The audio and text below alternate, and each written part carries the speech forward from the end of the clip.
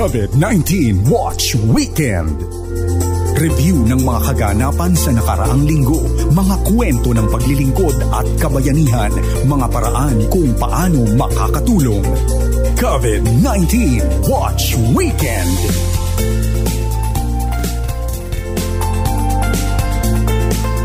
Magandang araw, ito po si Heidi Bernardo Sampang. Welcome ka sa isa na namang edisyon ng COVID-19 Watch Weekend. Ihahatid po namin sa inyo ang mga balitang may kinalaman sa COVID-19 maya-maya at makakasama din natin ang Frontliner of the Week na ipakikilala ni Joy Kawayan Combatier mula sa South Cotabato. Hindi rin po nawawala sa ating COVID-19 Watch Weekend ang ating lingguhang pakikinig sa mensahe ni FEBC President Dan Andrew Cura na talaga naman pong palaging naaakma sa atin pong panahon ng krisis ngayon. COVID-19 Watch. Pinayuhan ng Department of Health ang publiko na huwag masyadong umasa sa potential vaccine na gawa ng Pfizer at ng German partner nito na sinasabing mahigit 90% na epektibo kontra COVID-19. Ayon kay Health Undersecretary Maria Rosario Vergere, dapat ikonsidera na nasa early stage o unang bahagi pa lamang ng clinical trial ang nasabing bakuna. Binigyang diin ni Vergere na hindi dapat matakot sa COVID-19 at kailangan lamang ay maging vigilant, laging handa at alerto at sumunod sa minimum health standards na kinabibilangan ng pagsusuot ng face mask at face shield, paghuhugas palagi ng kamay, physical distancing at pagbabawal sa mass gathering. Sinabi ni Vergere na positibong development ang nasabing pahayag hinggil sa bakuna ng Pfizer, subalit dapat pairalin ang realidad na ginagawa pa lamang ito. Una nang inihayag ni Pangulong Duterte na plano ng gobyerno na mangutang ng $300 million para makabili ng bakuna kontra COVID-19. Kumpiyansa si Vaccine Czar at National Task Force Against COVID-19 Chief Implementor Secretary Carlito Galvez Jr. na may sapat na pondo ang gobyerno ng Pilipinas para bumili ng COVID-19 vaccine. Ayon kay Galvez, may inilaang budget na nasa ilalim ng Bayanihan 2 para makabili ng bakuna kontra COVID-19 kung saan umaabot ito sa 10 billion pesos. Sinabi ni Galvez na nakausap na niya ang World Bank at tiniyak nito sa kanya na tutulungan ang Pilipinas sa multilateral engagements nito sa pagbili ng bakuna. Dagdag ng kalihim, wala siyang nakikitang problema sa magiging gastos lalo na't may nakastandby na pondo. Matatandaan na sinabi ni Galvez na target ng pamahalaan na makabili ng paunang 24 million na mga bakuna para sa bansa kung saan prioridad ang mga mahihirap at vulnerable sa sakit. Aniya, magiging available ang bulto ng bakuna laban sa COVID-19 sa katapusan ng 2021 o sa mga unang buwan ng 2022 kung saan ang pagpaplano at paghahanda para sa implementasyon ng COVID-19 vaccination ay maaaring tumagal ng 6 na buwan. Sa ibang balita, matatanggap na ng mga kwalipikadong public utility vehicle operators ang kanilang ayuda sa ilalim ng Bayanihan to Recover as One Act o Bayanihan 2 sa Lunes, Nobyembre 16. Ayon kay Land Transportation, Franchising and Regulatory Board NCR Director Zona Tamayo, mayroong 2 programa sa ilalim ng Bayanihan 2 ang ipatutupad nila.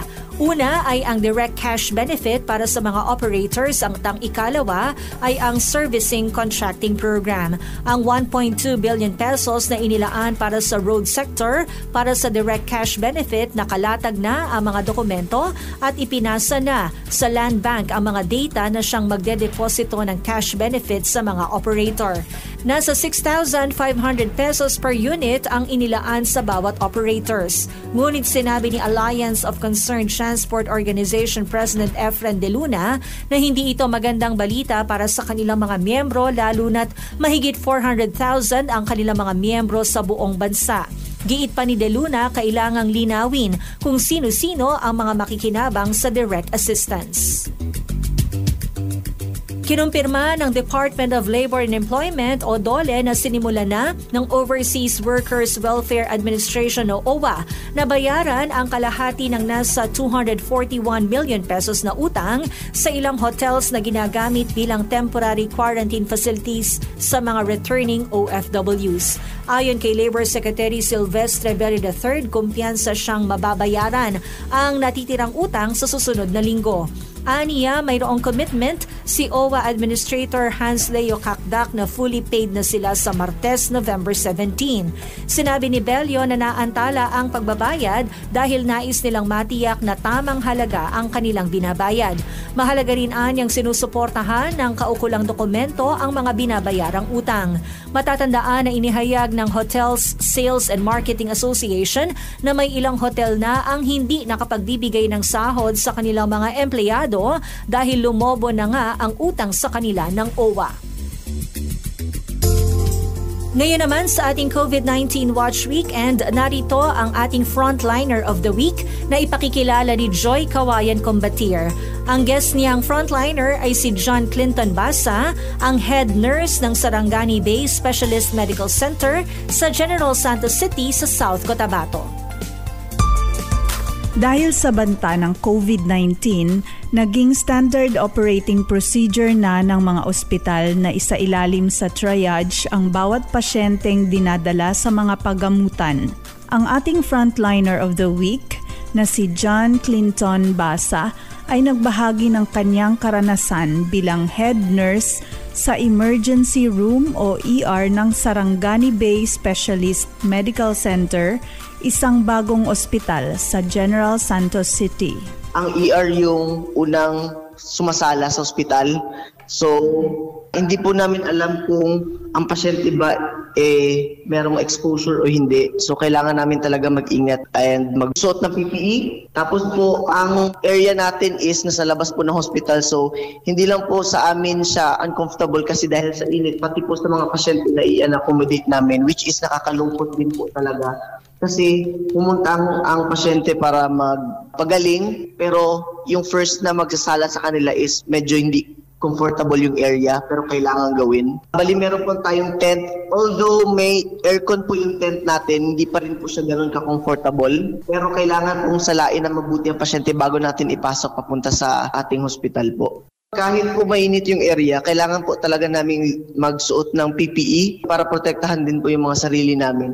Tapos po, kailangan po talaga mini-maintain yung distance pagpasok sa screening area natin. Pag na-screen na natin na mabuti, na-interview na ng doktor, pwede na natin ipasok sa emergency room sa hospital po. Pero pag na-tag siya as COVID po na suspect, idinediretso po natin siya sa COVID wing, which is doon po yung area po talaga natin na pinapasok ang mga meron tayong sintomas po.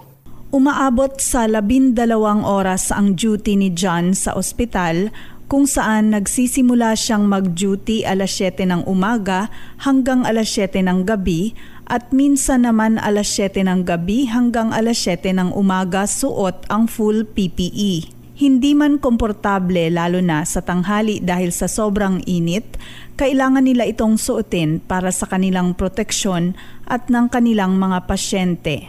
Maliban sa stress na dala ng kanilang trabaho, nariyan din ang emotional stress lalo pat malayo sila sa kanilang pamilya. Para kay John, ang pag-iwas sa negatibong balita sa social media at pangungumusta sa pamilya ang kanyang naging stress reliever. Para sa akin, siguro hindi lang talaga ako masyadong nag-focus doon sa mga social media na merong balita na ganito tsaka ganyan kasi lalo siyang nakakalungkot na maraming hindi naniniwala. Pero sa akin po, tawag lang po talaga sa family kasi masyado po kaming malayo sa family namin. Matawag sa family every now and then para lang kumustahin sila. Yun po yung napapatanggal ng stress po. Ibinahagi rin ni John ang mga leksyon na kanyang natutunan ngayong panahon ng pandemya na nagpapaalala sa atin kung ano ang mga bagay na hindi natin dapat ipagwalang bahala. Nalaman po natin yung kahalagahan talaga ng pagiging malapit sa pamilya kasi nga kailangan mong magstay sa family muna tapos alalahanin mo kung nasaan ang pamilya mo, alalahanin mo muna yung kalagayan ng pamilya mo to be very appreciative talaga sa health natin. Tapos siguro natuto tayo kung ano yung parang pagtrato natin sa mga nakakulong na hayop para tayong ganun Ngayon, for now, wala tayong freedom masyado, pero at least nalaman natin nga yung mga maliliit na bagay na mahalaga sa buhay natin. Kung ano yung privileges na meron pala tayo before. Base sa obserbasyon ni John sa kanilang mga pasyente, mabilis ang recovery ng mga pasyenteng nakakapakinig ng mga awiting makalangit at nananalangin at naniniwala siyang ang Diyos ang pinakamagaling na manggagamot na tumutugon sa ating mga pangangailangan. Ang paniniwala ko po lang talaga, God will always be the best provider tsaka best healer po talaga. All of our patients talaga is nagpapatugtog sila ng godly songs, nagdadasal po talaga. And mabilis po talaga yung healing nila. And I do believe po talaga na yun nga po, God is the best provider talaga po and healer. Sa huli, may paalala si John para sa mga kasamahang frontliner at sa bawat mamamayan. Hindi na lang tayo mag-focus talaga dun sa mga bad na narinig natin sa social media kasi lalo siyang nakakalungkot. Let's focus na lang kung ano yung naging passion natin, why we started our work, to help po talaga yung mga nangangailangan. And I do believe na ang frontliners po talaga, ma'am, is hindi po yung medical fields and mga tao na nagharap sa COVID. I do believe na frontliners po talaga is nag-start sa bahay, which is ang family. Kasi kung doon pa lang sa bahay is binigyan na natin ng lesson ang family natin, mas malesen po talaga natin itong pagkalat ng COVID. Yung frontliners po talaga isa sa bahay po talaga, nasa sarili natin, ma'am. Sunod lang po tayo sa protocol kasi these protocols are made po to keep you safe, your family and everyone. Tapos be respectful na lang po kung ano po yung binibigay na protocol na pinapalig. Kasi yun nga po, para po talaga yun sa kanila. Maintain the social distancing, hand washing is important po talaga. And explain, buti sa family members bakit kailangan yung gawin ng mga tao. Mahalagang maunawaan natin na ang mga protokol na ipinapatupad ng ating pamahalaan ay para sa ating kaligtasan. Ang disiplina sa sarili at simpleng pagsunod sa mga health protocol ang susi upang maiwasan ang pagkalat ng COVID-19. Para sa COVID-19 Watch Weekend, ako po si Joy Kawayan Combatier. Salamat, Miss Joy. Samantala, patuloy po ang aming pagtanggap ng anumang suportang pinansyal na nais po ninyong iparating para sa FEBC. Pumunta lamang sa webpage na donatenow.febc.ph or tumawag sa 0947-333-5605 or sa landline number 8650-0855 para sa detalye. At kaagapay, maaari na rin pong magpadala ng inyong donasyon para sa FEBC sa pamamagitan ng GCash.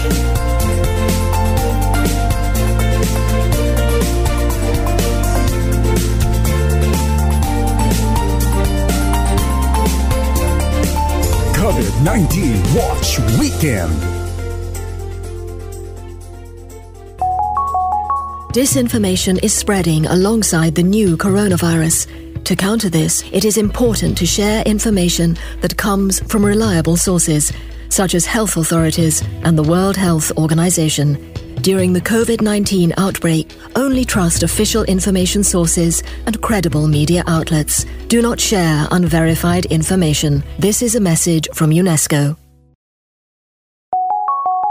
Are you a parent? Now that you are spending more time at home, why not teach your child how to spot false content and rumors? Find a piece of information online that is confirmed as disinformation and ask your child these questions. Who made this? For whom was this made? Is it from a reliable source? During the COVID-19 outbreak, only trust official information sources and credible media outlets. Do not share unverified information. This is a message from UNESCO. Has someone you know sent you advice from an unknown expert against coronavirus? Watch out! The expert may not be an authentic one. One way to manipulate information is through the use of a false expert who can add more credibility to the message. Always verify who that expert is and which organization they represent. During the COVID-19 outbreak, only trust official information sources and credible media outlets. Do not share unverified information. This is a message from UNESCO. When you are scrolling through your newsfeed and you read a message about the coronavirus, Think about how it makes you feel. Does it make you feel angry, sad, or shocked? Disinformation can be spread through the use of emotion-targeted content. Before sharing or reacting to such content, try to think of where it comes from, who might benefit from it, and who might be hurt from it. Think before clicking. Think before sharing. During the COVID-19 outbreak, only trust official information sources and credible media outlets. Do not share unverified information. This is a message from UNESCO. COVID-19 Watch Weekend. Maihahalin tulad po natin sa kadiliman ang mga nararamdaman natin sa panahon ng mabibigat na krisis tulad ng kalamidad, pandemya at iba pang masakit na karanasan. Anong tulong nga po ba ang maihahatid natin sa ating kapwa sa panahong katulad nito? Pag-isipan po natin yan kasama ang Pangulo ng FEBC Philippines, Dan Andrew Cura. Dahil sa pandemya ay nakararanas ang marami ng tila uri ng kadiliman na hindi madaling malampasan. Malalim at pangmatagalan ang naidudulot na epekto sa tao ng mga paghihigpit, pagkakalayo-layo dahil sa matagal na lockdown. Naging word of the year na ang salitang lockdown sa Collins Dictionary. Ramdam ang epekto ng pandemya sa ekonomiya ng buong mundo, sa public health system ng mga bansa at sa edukasyon. Malaki rin ang nagiging epekto nito sa pananaw ng mga tao sa buhay, sa tiwala sa pamahalaan at maging sa relihiyon. Ang tawag ng marami sa panahong ito ay panahon ng kadiliman sa kasaysayan ng mundo. Ang kadilimang ito sa kalooban ng tao ay hindi madaling mawala na parang nagbukas ka lang ng ilaw sa isang kwarto. Ito'y isang proseso na kadalasan ay tumatagal ng walang katiyakan kung kailan matatapos. Sa kanyang pagtuturo sa kanyang mga alagad, sinabi ng Panginoong Hesus, "Kayo ang ilaw ng sanlibutan, ang isang lunsod na nakatayo sa ibabaw ng burol ay hindi maitatago. Walang taong nagsisindi ng ilaw at pagkatapos ay ilalagay iyon sa ilalim ng banga. Sa halip, ilalagay iyon sa talagang patungan upang matanglawan ng lahat ng nasa bahay. Gayon din naman dapat ninyong paliwanagin ang inyong ilaw sa harap ng mga tao upang makita nila ang iyong mabubuting gawa at papurihan ang iyong Ama na nasa langit." Mateo Kabanatang 5, talatang 14 hanggang 16. Pansinin natin ang napakasimpleng pagsasalarawan ng Panginoon sa buhay ng kanyang mga alagad sa mundo sa mga panahon ng kadiliman na tulad nito.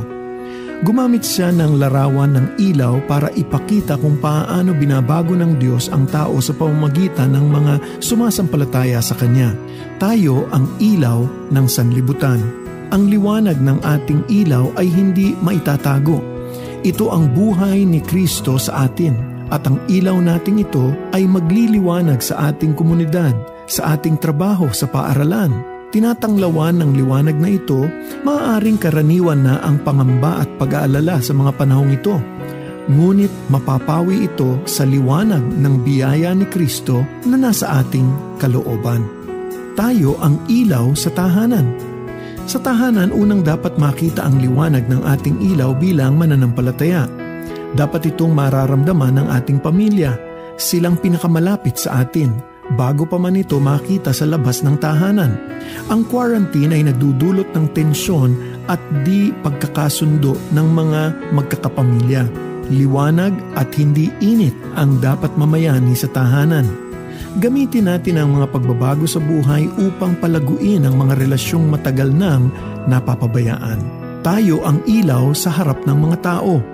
Taglay natin ang liwanag ng Panginoong Hesus. Dapat ninyong paliwanagin ang ating ilaw sa harap ng mga tao nang walang pagtatangi. Hindi natin dapat piliin kung sino lang ang pakikitaan natin ng liwanag na ito sa ating buhay. Ang Panginoon ang gagabay sa atin upang magsilbing liwanag sa mga taong nasa madilim na bahagi ng kanilang buhay at nangangailangan ng tulong. Tayo ang ilaw para papurihan ang ating Ama na nasa langit. Patuloy na ginagamit ng Diyos ang pandemyang COVID-19 at iba pang mga krisis sa buhay tulad ng mga kalamidad upang buksan ang puso at isipan ng mga tao. Sa gitna ng takot at kawalan ng katiyakan, malinaw nang naririnig ang tinig ng Diyos na nag-aalok ng pag-asa, kapayapaan at kalayaan tungo sa ikaluluwalhati ng ating Ama na nasa langit. Tunay nga, Ama namin, maraming salamat po sa patuloy ninyong pag-aaruga at pag-iingat sa amin sa gitna ng mga kalamidad at ng pandemyang ito. Panginoon, salamat po sa hamon na ibinibigay niyo sa aming mga mananampalataya, sa iyong mga anak, na kami ang maging daluyan ng liwanag na nanggagaling sa iyo. Sana kami ang pinanggagalingan ng kaaliwan at hindi ng kagipitan. Kami ang nagbibigay ng liwanag at hindi ng paghihidwaan. Sana'y kami ang liwanag na siyang magdudulot ng ligaya at pag-asa sa mga taong nangangailangan nito sa panahon ngayon. Ito po ang aming samot dalangin sa ngalan ni Jesus na aming Diyos at liwanag ng buhay. Amen.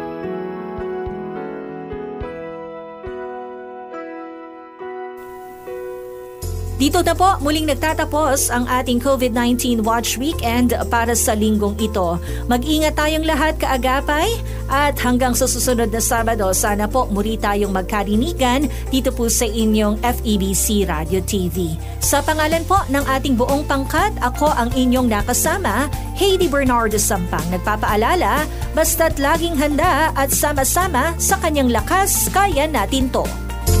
Para sa karagdagang impormasyon tungkol sa mga balita at impormasyon o katanungan tungkol sa pag-aaral na inyong napakinggan, mag-message sa Facebook page ng FEBC Radio o tumawag sa 8654-1234. Ang COVID Watch Weekend ay naririnig sa mga himpilan ng FEBC Philippines at sa mobile app na FEBC PH Stream.